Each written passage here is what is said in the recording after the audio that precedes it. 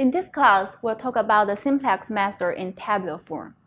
As we saw earlier from the algebraic point of view, the simplex method is a very convenient way of finding an optimal solution to the linear programming problem.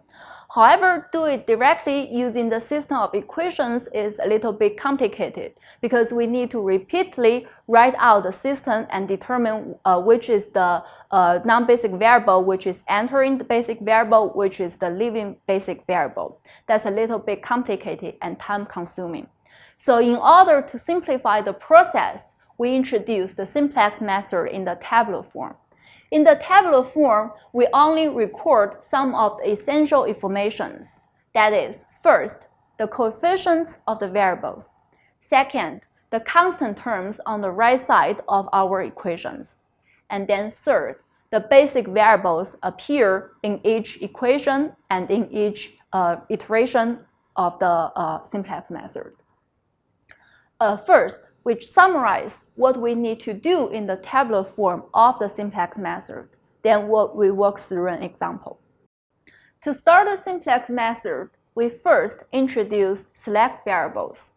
And then we select the decision variables to be non-basic variables. As we defined earlier, non-basic variables are set to be 0. And then the select variables are our basic variables. Okay, on the other hand, we also know that the simplex method in tabular form we introduced here is in the standard form, meaning that we always want to find our objective function in the form of maximization. If, in turn, we have an objective function that is in the form of minimizing z, then that's not a problem. We can simply change the objective function to maximize negative z, and then repeat the same procedure we introduced here. Okay, so after we introduce the select variables, we find out the augmented form of our linear programming problem. And before we start our simplex method, we also note that here we want all the variables to be on the left-hand side, no matter is the objective function or the constraints. So in this case, we have to move the variables in the objective function on the left-hand side as well, and then the right-hand side initially will just be a 0.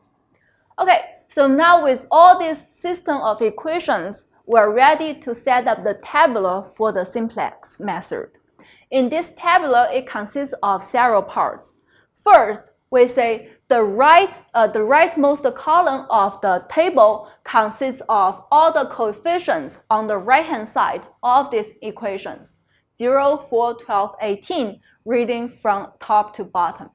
And then the middle part of our simplex table consists of all the coefficients of all the variables we encounter in this system, starting from z, the objective function, and then x1, x2, x3, up to x5, and then list out all its coefficients starting from equation 0. And then we have this big table. And then to the right of all the coefficients, we write a column to denote the number of equations we have here, starting from equation 0, which is our objective function. Then equations 1 through 3 are our constraints. And then the leftmost column of our simplex table simply keeps track of our basic variables, starting also the objective function z. So the objective function z is written here in correspondence with our equation 0. And then, as we saw earlier, we set x1, x2, the decision variables, to be non-basic. And then our basic variables are x3, x4, x5. So we write them in order, and then these are the basic variables for this iteration. And as we can see also here, the coefficients correspond to x3, x4, x5, and all these columns, x3, x4, x5, is actually the identity matrix with all the diagonal entries being 1s and all other entries being 0s. This is also why we introduced the idea of basic variables, because then after we set all the non-basic variables to be 0, then the values of the basic variables can be read from the left directly for 12, 18. Okay, so next, with this simplex tabular established, we can read its initial BF solution from the table directly. Non-basic variables x1, x2 being 0. Basic variables x3, x4, x5 equal to the right side for 12, 18 with our initial value of the objective function z equal to also the right-hand side 0. Next, in the simplex method, as we saw, we just need to repeat the optimality test. The optimality test simply says that if the current BF solution is optimal if and only if every coefficient in equation 0 except possibly for z is non-negative. If yes, the simplex method terminates and this is the optimal solution. Otherwise, we go to an iteration to obtain a next BF solution and continue. Okay, so if we just look at this table, we say, well, the first equation, equation 0, does not have all its coefficients non-negative. We have two negative coefficients. These two coefficients simply means that increasing the values of them will increase the value of z. So the solution is not optimal. And then we need to choose among these two coefficients the one with the biggest absolute value, because the biggest absolute value will give us a faster increase. So in this case, -5 it has a bigger absolute value. So we choose this, and then we make we choose this column to be the pivot column. And then we make a box around all the coefficients below. And then the variable corresponding to this column is what we call the entering basic variable. So in this case, we have x2 as the entering basic variable. The next thing is we need to determine how far x2 can go. X2 is entering, so we need to choose a variable that is leaving. So choose the leaving basic variable is what we call the minimum ratio test. So for the minimum ratio test in the tabular, we first pick out each coefficient in the pivot column that is strictly positive. And then we divide each of these coefficients into the right side entry for the same row. And then identify which row has the smallest of this ratio. And then the corresponding row will be the leaving variable. For example, in our table here, we have -5 corresponding to x2 is the pivot column. Then we have two positive values, 2 and 2, and then divide them into the right side. 12 to 2 is 6, 18 to 2 is 9, and then these are the two ratios. And then during the minimum ratio test, we pick the smallest of these ratios. So we pick the row that corresponds to 12. And then the row, the basic variable corresponding to this row, x4, is the leaving basic variable. So this is the minimum ratio test for the simplex method. Next, what we are going to do is to say, well, x2 is the entering basic variable, x4 is the leaving basic variable. So we need to make the coefficients of x2 have the same pattern as the old x4. Now the coefficient of x4 is of the pattern 0, 0, 1, 0. So we need to do elementary row operations or the Gaussian elimination to make the row of that column being of the pattern 0, 0, 1, 0. Namely, we want the bracket 2 to be made to be 1, and then all the other coefficients in that column be 0. So we do row operations and make that column to be 0, 0, 1, 0. For example, we can first divide or multiply this row by 1/2 to make this constant 1, and then do the row operations of subtracting or adding to other rows to make all the other coefficients 0. On the other hand, also note that our left-hand side keeps track of the basic variables, Now x2 is entering to our simplex tableau and x4 is leaving, so we replace the row of x4 in our old tableau by x2 in our new tableau. And then by doing that, we say x1, x4 are the non-basic variables. They take value 0, and then our basic variables are x3, x2, x5. The reason of doing that is, again, with this tableau, we have x1 equal to 0, x4 equal to 0, and then the values of x2, x3, x5 can be read directly from the right-hand side. x2 equals 6, x5 equals 6, and then x3 equals 4. Also, at this point, the value of our objective function is also read as 30. So then the next step is, again, starting from this tableau, we apply the optimality test. So the first row, equation 0, contains a negative coefficient. The negative coefficient means it doesn't pass the optimality test. So we choose this row, this column x1 as the pivot column, and then determine the minimum ratio.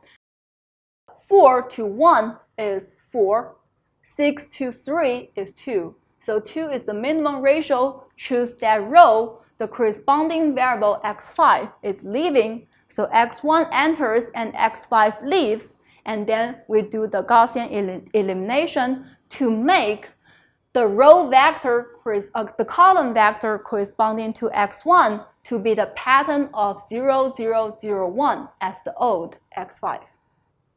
Okay, so after we make this tableau, we say, well, x5 is leaving, replace x5 by x1 in our new tableau.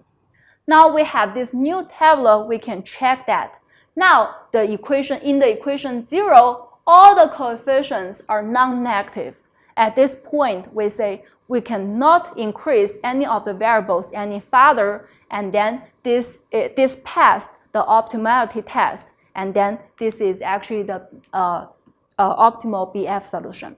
So in this solution, again, we say all these values of the basic variables can be read directly from the right-hand side. x1 equals 2, x2 equals 6, x3 equals 2, and our objective function z equals 36. Okay, so this is the basic idea of the simplex method in tabular form.